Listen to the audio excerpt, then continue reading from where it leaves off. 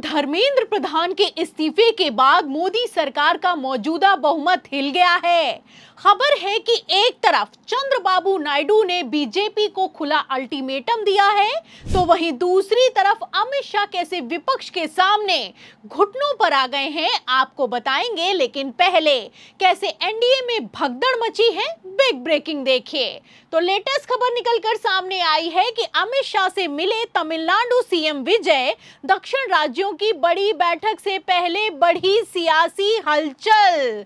तो दक्षिण के राज्यों की मुख्यमंत्रियों की बैठक से ठीक पहले गृह मंत्री अमित शाह ने चंद्रबाबू नायडू से नहीं बल्कि तमिलनाडु के मुख्यमंत्री विजय से मुलाकात की है। जब से ये खबर निकलकर सामने आई है, उसके बाद से आंध्र प्रदेश से लेकर दिल्ली तक हड़कंप मच गया है। मतलब कि कल तक जो लड़ाई अंदर खाने चल रही थी, अब वो खुलकर सबके सामने आ गई है।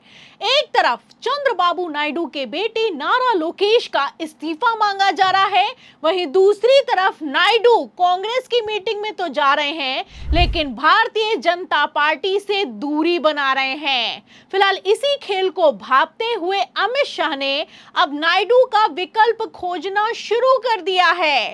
खबर निकलकर सामने आई है कि अमित शाह ने एक तरफ विजय से मीटिंग की है, वहीं दूसरी तरफ चंद्रबाबू नायडू को मुंह पर बेइज्जत किया गया है। और ये कोई हवाई बात नहीं है, आप तस्वीरें भी देख सकते हैं। आज के दिन जब मुख्यमंत्रियों की बैठक हुई है, तो अमित शाह का स्वागत चंद्रबाबू नायडू ने नहीं बल्कि विजय थलापति ने किया है। उल्टा विजय का भी स्वागत होता है, लेकिन चंद्रबाबू नायडू की तरफ अमित शाह पलट कर तक नहीं देखते हैं। ना ही नायडू का स्वागत किया जाता है, ना ही चंद्रबाबू नायडू को किसी तरह का कोई भाव दिया जाता है। तो फिलहाल इन तस्वीरों से, इन खबरों से आप अंदाजा लगा सकते हैं कि किस तरीके से अब अमित शाह वर्सेस चंद्रबाबू नायडू में प्रधानमंत्री नरेंद्र मोदी बुरी तरीके से फंसते हुए नजर आ रहे हैं। आपको बता दें कि Bharatiya Janata party high alert mode में आ गई है। एक तरफ प्रधानमंत्री नरेंद्र मोदी ने बागी सांसदों के साथ मीटिंग की है, वहीं दूसरी तरफ अमित शाह ने भी कमान संभाली है। खबरें निकलकर सामने आई हैं कि डीएमके को भी अब मोदी कैबिनेट में शामिल किया जा सकता है और विपक्षी सांसदों को प्रधानमंत्री नरेंद्र मोदी की तरफ से बड़े बड़े मंत्री पद ऑफर किए गए हैं। जाहिर सी बात है कि विपक्ष के सामने जैसे गुजरात लॉबी सरेंडर हो गई है, ऐसे हालातों में इतना तो साफ हो चुका है कि चंद्रबाबू नायडू ने एक बार फिर से बीजेपी पर दबाव बनाना शुरू कर दिया है। और सूत्रों के हवाले से तो दावा यहां तक किया जा रहा है कि नायडू समर्थन वापस लेने के संकेत देते हुए नजर आ रहे हैं। तो क्या इसीलिए एमके स्टालिन को चंद्रबाबू नायडू की जगह खड़ा कर दिया गया है? आपको बता दें कि एक तरफ मोदी कैबिनेट में बड़ा फेरबदल होने वाला है, वहीं दूसरी तरफ अगर स्टालिन की बात की जाए तो एमके स्टालिन नायडू से दमदार नेता हैं, क्योंकि तमिलनाडु में सत्ता से बाहर हुई डीएमके के पास 30 सांसद हैं, 22 सांसद लोकसभा में है, 8 सांसद उसके राज्यसभा में है।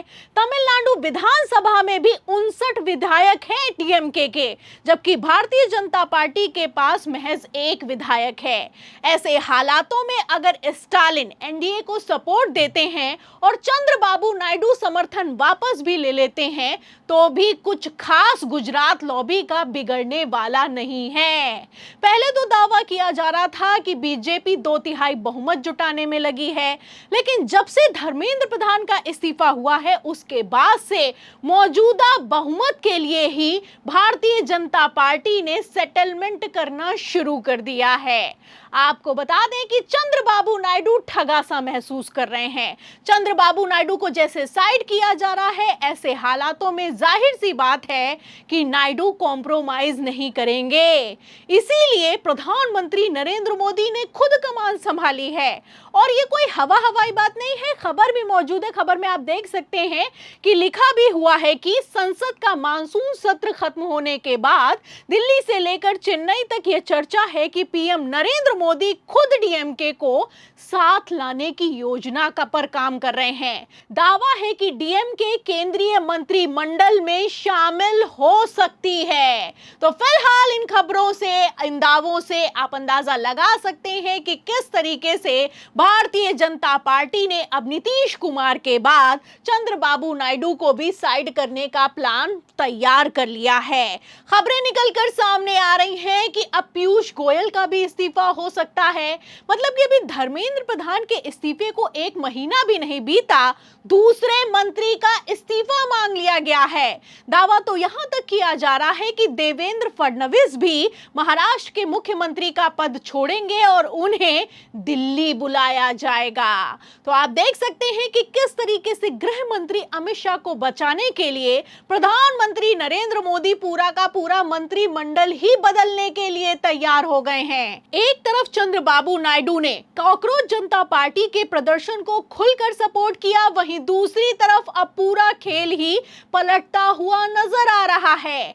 आपको बता दें कि जिस तरीके से गृह मंत्री अमित शाह ने दक्षिण के राज्यों के मुख्यमंत्रियों की मीटिंग से ठीक पहले विजय थलापति के साथ मीटिंग ऑर्गेनाइज की है, ये अपने आप में खुली जंग का ऐलान हो चुका है। जाहिर सी बात है कि चंद्रबाबू नायडू हार्डकोर बार्गेनर हैं। ऐसे हालातों में अगर विपक्ष के सांसदों को ज्यादा मंत्री पद ऑफर किए जाएंगे तो नायडू किसी भी कीमत पर चुप नहीं बैठेंगे। फिलहाल इसीलिए मोदी शाह ने पहले ही प्लान तैयार कर लिया है।